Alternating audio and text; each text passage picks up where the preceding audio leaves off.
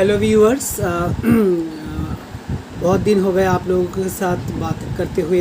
मेरे इकोनॉमिक्स या फिर एजुकेशन के कुछ टॉपिक्स में आप सभी के साथ डिस्कस करना चाहता था, लेकिन मैं अनफॉर्चुनेटली मुझे आउट ऑफ स्टेशन जाना पड़ा एंड दैट इज़ वाई आज मैंने सोचा कि चलो तकरीबन एक हफ्ते से ज़्यादा हो गया मेरे दोस्तों के साथ, मेरे व्यूअर्स के साथ मैं फिर से इंटरेक्ट होना चाहता हूँ। तो दोस्तों, मेरे वीडियो में लास्ट में मैंने इफ़ेक्ट्स ऑफ इन्फ्लेशन, इसके कॉजेज़ के बारे में मैंने डिस्कस किया था, मुझे अभी पता है। और कोई जानकारी मेरे स्टूडेंट्स हो या फिर मेरे दोस्त हो जानना चाहते हैं, मैंने किन्हीं स्टूडेंट्स ने मुझे बोला था कि सर आप सिलेबस पैटर्न ऑफ एचएस का, जिनका जो बेटरमेंट एग्ज़ाम आ रहा है या फिर जो बेटरमेंट देना चाहते हैं उनके लिए कुछ वीडियो में अप्लाई करूं। लेकिन मैं आप लोगों को बताना चाहता हूं कि yet I have not received any kind of syllabus for the betterment students, but very shortly I will get it and I will provide you through my video. आप लोग मेरे साथ कनेक्ट रहिए। मैं ज़रूर और ज़रूर जितना मुझसे बन हो चुके या फिर जितना मुझसे हो चुके या फिर हो सकता है, मैं आपको साथ अपना जो नॉलेज है, आप लोग का जो भी क्वेरीज है, मैं उसको सॉल्व करूँगा। आपका जो क्वेरीज होंगे, आपके जो प्रॉब्लम होंगे या फिर आपके जो भी इश्यूज़ होंगे, मैं आप लोगों के साथ ज़रूर डिस्कस करूँगा। तो जो स्टूडेंट्स अभी higher secondary examination that is betterment के लिए आप लोग प्रिपेयर कर रहे हो, जो इन्फॉर्मेशन मैंने अभी तक रिसीव किया हुआ है, देखिए माइक्रो इकोनॉमिक्स मैक्रो इकोनॉमिक्स तो कॉन्सेप्ट रहेगा ही आप लोगों के लिए। आप लोगों के लिए माइक्रो इकोनॉमिक्स मैक्रो इकोनॉमिक्स का जो भी कॉन्सेप्ट है, डिटेल्स पोर्शन में नहीं होंगे, शायद ऊपर से लेवल से होंगे, लेकिन आप लोगों को माइक्रो इकोनॉमिक्स का producer equilibrium, consumer equilibrium and market equilibrium, ये तीनों चैप्टर आप लोगों के साथ रहेंगे। और इन तीनों टॉपिक्स के रिलेटेड जो भी चैप्टर होंगे, जो भी पेपर होंगे, वो सारे पेपर आप लोगों को सीखना है। और मैक्रो इकोनॉमिक्स का जैसे नेशनल इनकम होंगे, मनी एंड बैंकिंग होंगे, इनकम डिटर्मिनेशन होंगे, बैलेंस ऑफ पेमेंट होंगे, वो सभी वीडियो में शायद मैंने कुछ दे चुके हैं और कुछ मैं ज़रूर आप लोगों के साथ प्रोवाइड करूँगा। इतने दिनों में मैंने सिर्फ मैक्रो इकोनॉमिक्स के बारे में ज़्यादातर डिस्कस किया हुआ है। अभी मैं एचएस फर्स्ट ईयर लेवल के जो स्टूडेंट्स अभी हमारे हायर सेकेंडरी के हैं, मैं उनके लिए नए वीडियोस अपलोड करता रहूँगा। लेकिन मेरे साथ कनेक्ट करते रहिए, जुड़े रहिए और मेरे चैनल को सब्सक्राइब, शेयर एंड लाइक करना मत भूलिएगा।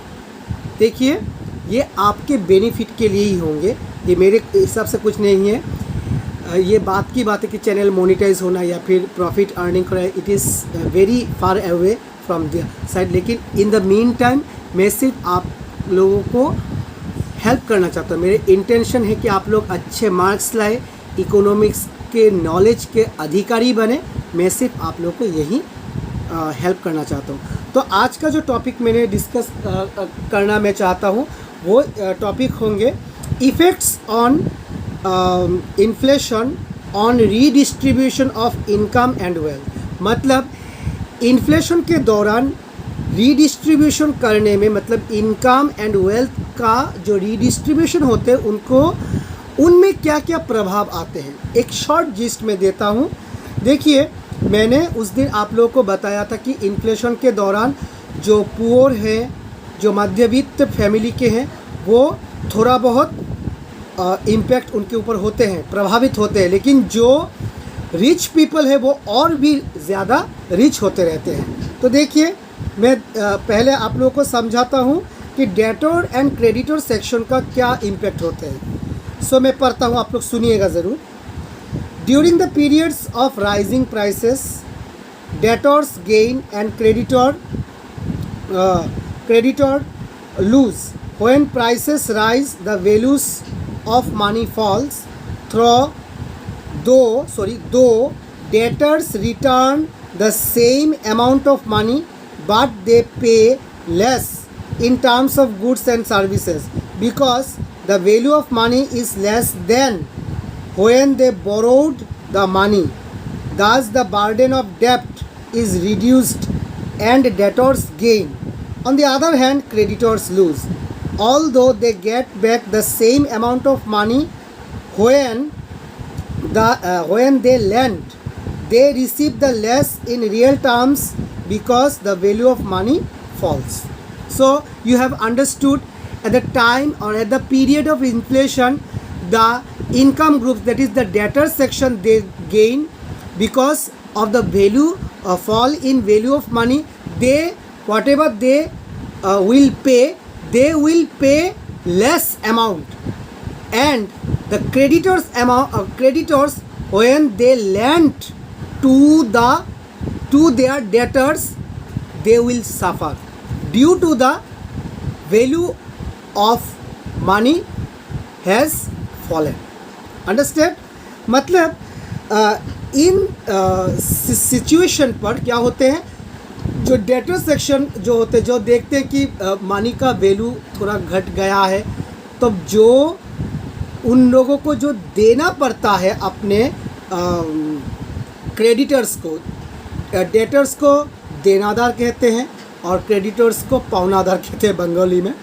तो जब वो अपना अमाउंट, लोन अमाउंट जो ले चुके थे वो थोड़ा कम देना पड़ेगा, लेकिन जो क्रेडिटर्स होते हैं जिन्हें वो अमाउंट रिटर्न लेना है अपने डेटर्स से, उनका थोड़ा अमाउंट लेस हो जाता है और उन्होंने जो कुछ दिया था उससे कहीं ज़्यादा वो सफ़र करते हैं। नंबर 2 आते हैं हम salaried persons. Salaried workers such as clerks, teachers and other white collar persons lose when there is inflation. यार हम लोग का तो सिचुएशन बिगड़ जाएगा at the time of inflation. हाँ, क्योंकि हम फिक्स्ड अर्नर ग्रुप है और हम जब देखते हैं कि फॉल इन मनी वैल्यू का मतलब क्या है कि आपको आपका एक अमाउंट इतना है, लेकिन अभी क्या हो रहा है, अभी चीज़ों का दाम बढ़ चुका है, लेकिन उसी जो फिक्स्ड इनकम से आप जब देंगे, कुछ खरीदेंगे जो चीज़, आपका क्या होता है, डिडक्ट हो जाता है। यहाँ पर आपका सेविंग्स कुछ भी नहीं रहता। हम लोग का दुख तो कोई नहीं समझता है ना। तो देखिए यहाँ पे क्या दिया है कि salaried workers such as clerks, teachers, other white collar या फिर गवर्नमेंट एम्प्लॉय में पकड़ के लेता हूँ, they will suffer due to inflation. The reason is that salaries are slow to adjust when price are rising. पिछले महीने में चावल का भाव आप लोग मान लीजिए कि पर केजी 200 था।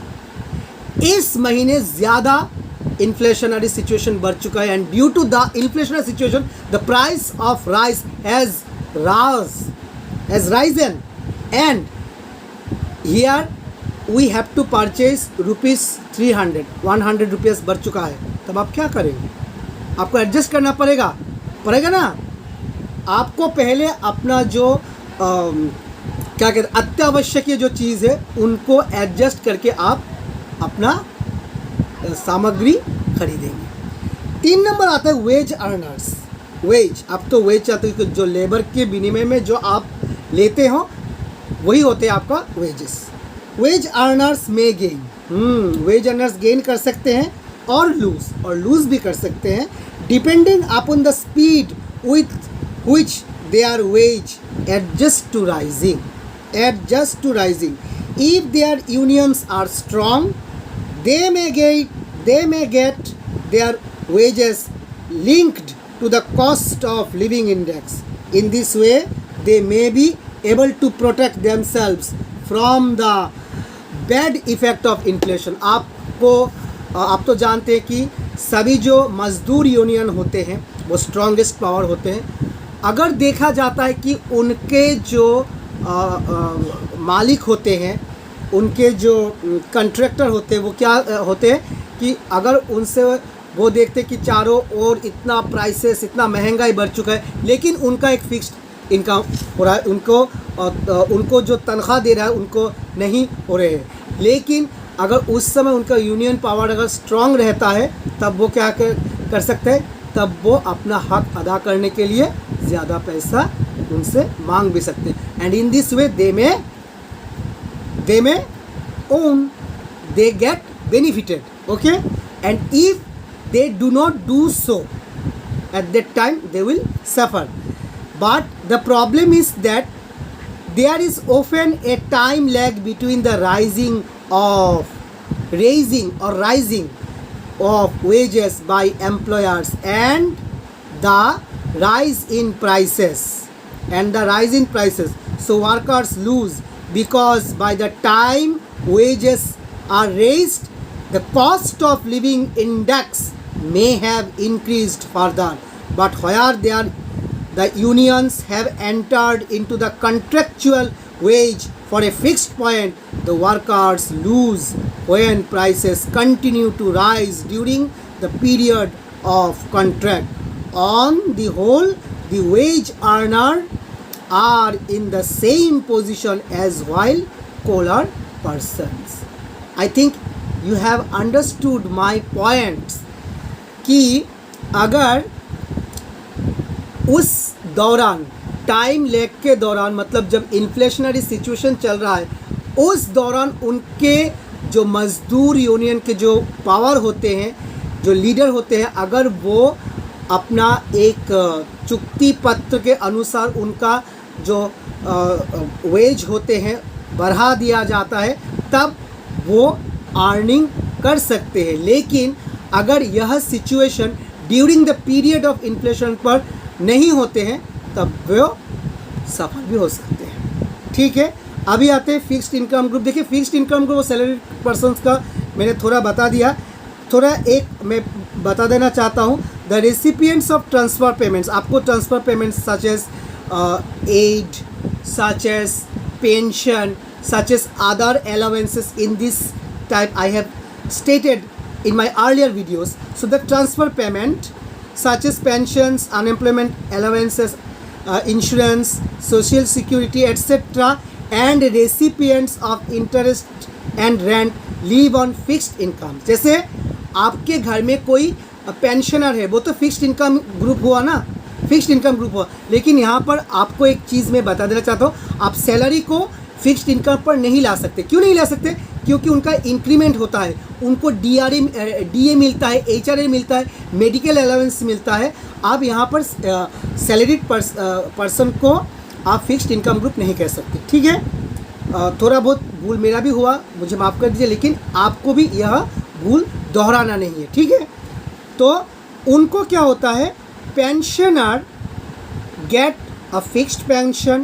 Similarly, the rentier class consists of interest and rent receivers get fixed payment.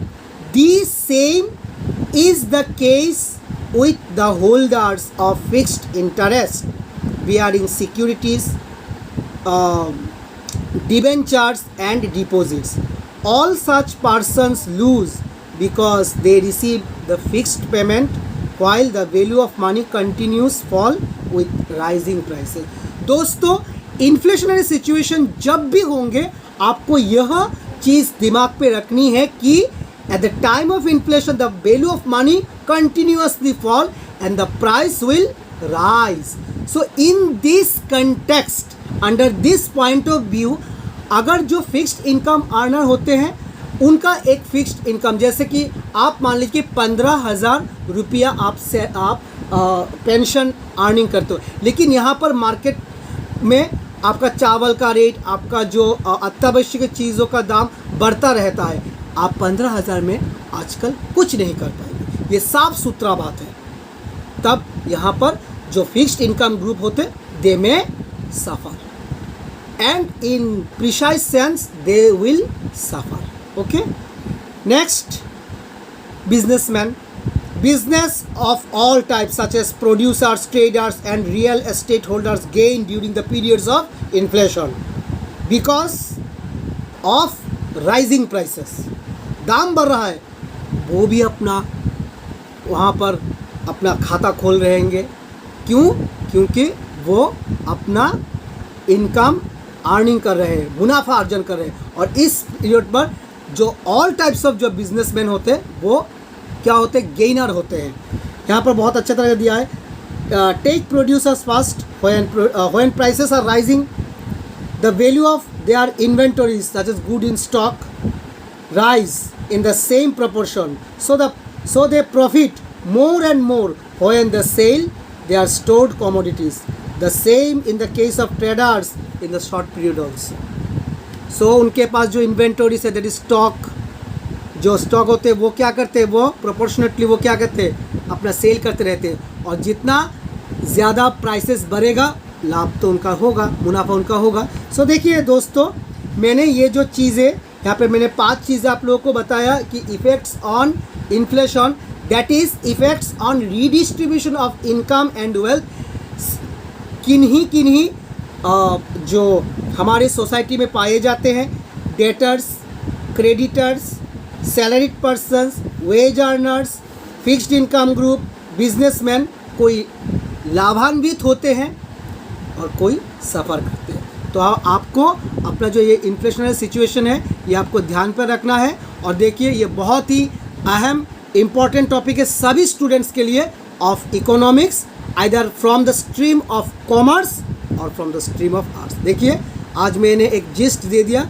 Next video पर एजुकेशन के लेकर मैं कोई बातें आपको करूँगा, such as motivation theory, such as Herzberg's theory, such as carrot and stick approach theory, such as मैंने अभी तक मेरे दिमाग पर नहीं है, कोई थ्योरी मैं आप लोगों के साथ ज़रूर डिस्कस करूँगा।